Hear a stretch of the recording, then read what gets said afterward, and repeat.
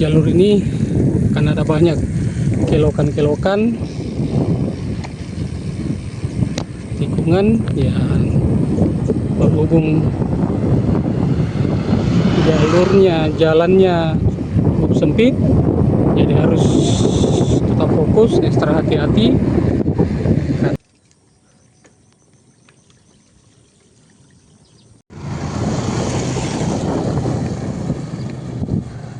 Lanjut lagi. Sebenarnya tadi rencana mau singgah, tapi sudah jam 5 lewat sekian. Sebaiknya lanjut saja sambil menikmati pemandangan di sekitaran Topak.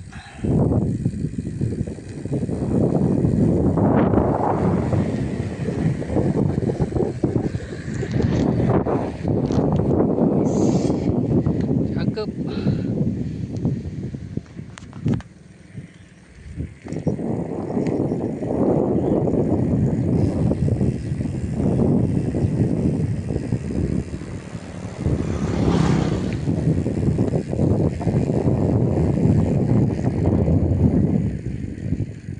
Jalur ini jalur sandu, jalur yang kiri kanannya ada banyak pohon rambutan.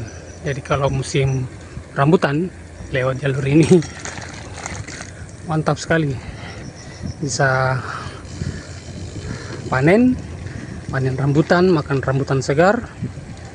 Tapi tentu saja harus beli. Dan sepertinya musim rambutan baru saja berlalu, tapi masih ada buah-buah yang tertinggal 1-2.